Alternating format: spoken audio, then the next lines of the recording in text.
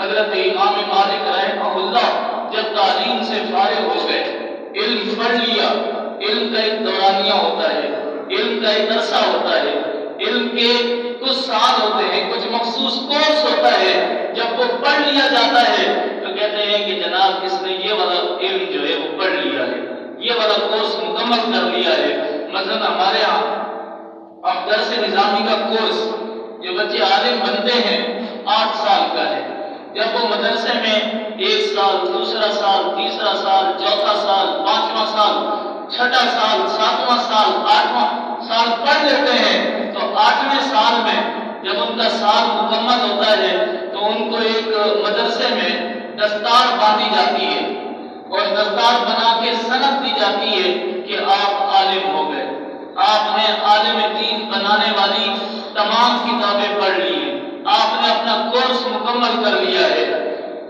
تو اس کے بعد وہ عالم دین کہلاتا ہے کیونکہ کورس مکمل ہو گیا۔ حضرت امام مالک رحمہ اللہ نے اپنے دور میں جب کتابیں پڑھ لی، کورس پڑھ لیے اور پھر پڑھانے کے لیے بیٹھے تو حضرت امام مالک رحمہ اللہ کا مدرسہ پتہ ہے آپ کو کہاں لگتا تھا؟ حضرت امام مالک رحمہ اللہ کا مدرسہ مسجد نبوی میں لگتا تھا۔ مسجد نبوی میں کہاں لگتا تھا؟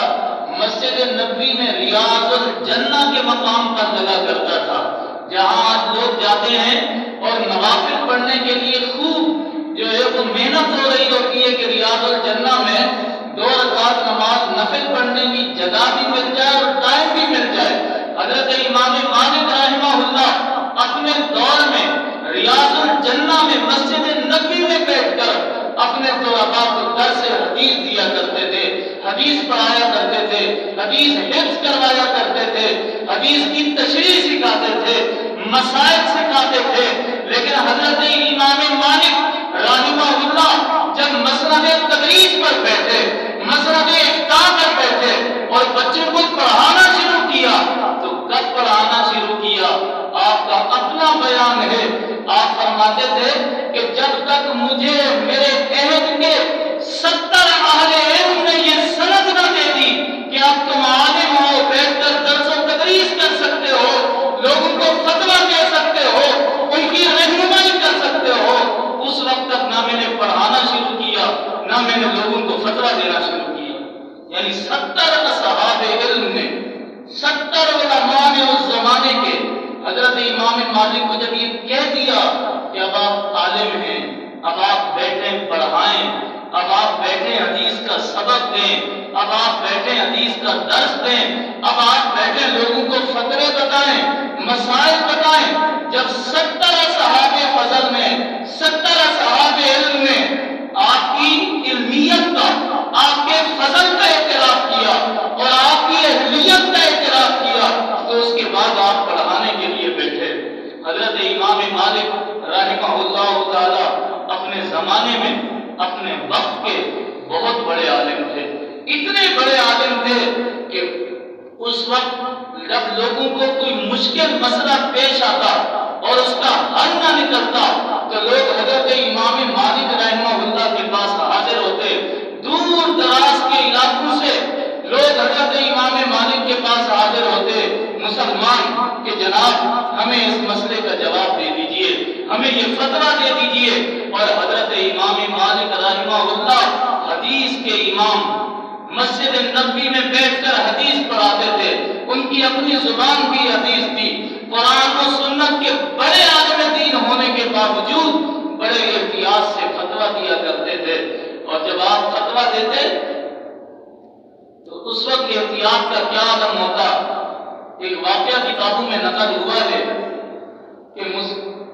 مغرب کے مسلمانوں نے، مغرب مراکش کو کہا جاتا تھا، مراکش کے مسلمانوں نے، کسی علاقے کے مسلمانوں نے ایک فتویٰ معلوم کرنے کے لیے اپنا ایک آدمی امام مالک کے پاس بھیجا۔ حضرت امام مالک رحمہ اللہ کے پاس وہ آدمی آیا اور کہنے لگا حضور ہمارے ہاں یہ مسئلہ پیدا ہوا ہے نیا، اس مسئلے کا جواب دیجیے۔ آپ نے فرمایا کہ ہمارے شہر میں ابھی تک ایسا کوئی مسئلہ پیدا نہیں ہوا، ہمارے لوگوں نے بھی آج تک یہ مسئلہ نہیں پوچھا، اور کہ تم مسئلہ پوچھ رہے ہو، میں نے جن استادوں سے پڑھا ہے یا جن علماء کے ساتھ میں بیٹھتا ہوں، میں نے ان کو یہ فتویٰ دیتے ہوئے یا اس قسم کے مسئلے پر بات کرتے ہوئے نہیں سنا، لہذا تم دوبارہ آنا، میں سوچو بچار کر کے تمہارے سوال پر پھر اس کا جواب دوں گا۔ وہ شخص ایک دن گزارنے کے بعد دوبارہ آ گیا اور اپنا مسئلہ دہرایا۔ حضرت امام مالک رحمہ اللہ نے فرمایا کہ میں تمہارے مسئلے کا جواب نہیں جانتا، جب تک میں جانتا نہیں ہوں تو میں جواب کیسے دے سکتا ہوں؟ وہ شخص کہنے لگا کہ حضور مجھے جن لوگوں نے بھیجا ہے مراکز سے، انہوں نے آپ کی بڑی تعریف کی ہے اور انہوں نے متفقہ طور پہ مجھے بھیجا ہے کہ اس مسئلے کا جواب آپ وہاں سے لے کے آئیں، اور انہوں نے کہا ہے کہ ان سے بڑا کوئی عالم دین نہیں ہے زمین پر۔ آپ نے فرمایا کہ انہوں نے بری بات کہی ہے، ان کو یہ نہیں کہنا چاہیے تھا کہ ان سے بڑا کوئی عالم دین نہیں ہے۔ آپ نے فرمایا جب تک میں تمہارے مسئلے پر قرآن و سنت سے غور نہیں کر لوں گا تمہارے مسئلے کا جواب نہیں دوں گا۔ حضرت امام مالک رحمہ اللہ فرمایا کرتے تھے کہ جب کسی عالم سے کوئی فتویٰ پوچھا جائے، کوئی مسئلہ پوچھا جائے دین کا، حلال اور حرام کا، طہارت کا، نجاست کا، نماز کا، عبادت کا، معاملات کا، طلاق کا، چاہے کوئی مسئلہ پوچھا جائے، جب تک وہ عالم دین غور نہ کر لے اسے جواب نہیں دینا چاہیے۔ آپ فرماتے تھے کہ میں نے اپنے اکابر کو دیکھا، میں نے اپنے مشائخ کو دیکھا، میں نے جن سے علم پڑھا ہے ان کو میں نے دیکھا کہ جب ان سے فتویٰ پوچھا جاتا تھا ان کے چہرے کا رنگ بدل جاتا تھا۔ جواب دینے سے پہلے وہ یہ تصور کرتے تھے کہ وہ جنت اور دوزخ کے درمیان کھڑے ہیں، اگر انہوں نے غلط فتویٰ دیا تو وہ جہنم میں جا گریں گے اور صحیح فتویٰ دیا تو وہ جنت میں چلے جائیں گے، کیونکہ خوف ہوتا تھا کہ کہیں غلط نہ ہو جائے، تو بغیر سوچے سمجھے وہ فتویٰ نہیں دیا کرتے تھے۔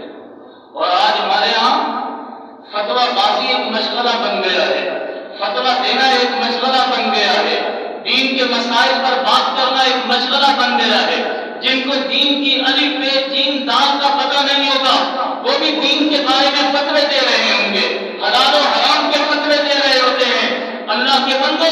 یہ اللہ کا دین، یہ رسول اللہ کی شریعت، یہ کوئی بچوں کا کھیل نہیں ہے کہ جس نے داڑھی رکھ لی وہ فتوے دینا شروع کر دے، جس نے 2 کتابیں پڑھ لی وہ فتوے دینا شروع کر دے، وہ حلال و حرام کو سمجھے بغیر، تمیز کیے بغیر فتوے دینا شروع کر دے۔ نہیں، فتویٰ تو خوب احتیاط کے ساتھ دیا جاتا ہے، غور و فکر کر کے دیا جاتا ہے، قرآن و سنت میں خوب سوچ و وچار کرنے کے بعد پھر کوئی مسئلہ بتایا جاتا ہے۔ اس لیے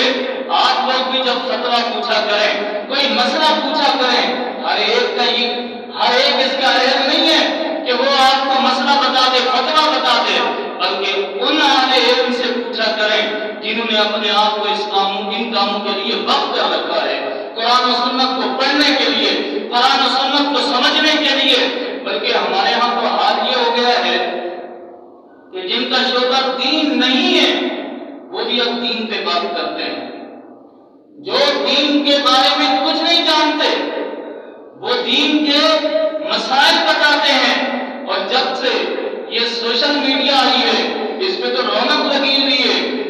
یہاں تک کہ حالت یہ ہو گئی، ہمارے ہاں آپ بتائیں اگر کوئی شخص انجینئر بنے، کسی بھی شعبے میں انجینئر بنے،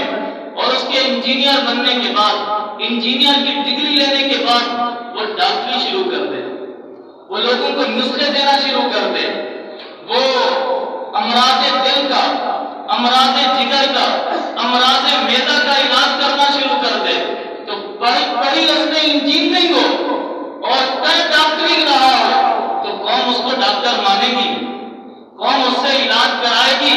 بلکہ حکومت بھی اس کے خلاف ڈاؤن کرے گی، لوگ بھی اس کے خلاف پروپیگنڈا کریں گے کہ بڑا اس میں کچھ اور ہے، کر کچھ اور رہا ہے، لوگوں کی جان سے کھیل رہا ہے۔ ہمارے یہاں بھی یہی عالم ہو گیا کہ لوگ بنتے انجینئر ہیں اور جب ان کی اپنے شعبے میں داد نہیں لگتی تو دین کو لے کر بیٹھ جاتے ہیں، اردو کی کتابیں لے کر بیٹھ جاتے ہیں، قرآن میں صحیح سے پڑھنا نہیں آتا، حدیث کی عربی عبارت پڑھنا انہیں نہیں آتی، حدیث کو صحیح سے نہیں پڑھ سکتے، قرآن کو بھی صحیح سے نہیں پڑھ سکتے، جب قرآن پڑھتے ہیں تو غلطیوں پر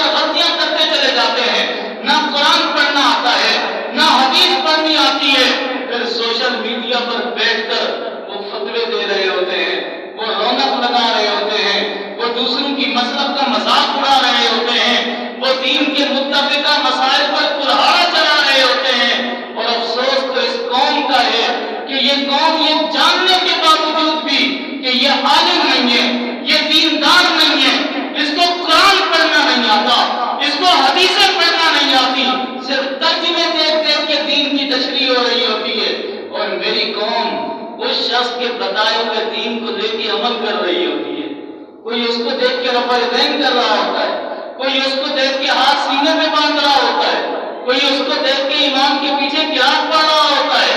کوئی اس کو دیکھ کے صحابہ کرام پہ تان کر رہا ہوتا ہے، کوئی اس کو دیکھ کے امیر معاویہ کو گالیاں دے رہا ہوتا ہے، کوئی اس کو دیکھ کے رسول اللہ کے اصحاب کو برا بھلا کہہ رہا ہوتا ہے۔ ارے حضرت امام مالک سے پوچھو کہ فتوے کا معیار کیا ہے اور علم کی تشریح کا معیار کیا ہے، جو مدینے میں پیدا ہوا، جس کی اپنی زبان عربی ہے، جو قرآن و سنت کو جانتا ہے، وہ اس وقت تک فتویٰ نہیں دیتا جب تک 70 اہل علم اسے اہل نہیں کہہ دیتے، اور وہ اس وقت تک فتویٰ نہیں دیتا جب تک قرآن و سنت پہ غور نہ کر لیتا۔ اور آج کے لوگ پڑھتے کچھ اور ہیں اور فتوے دین کے دیتے ہیں،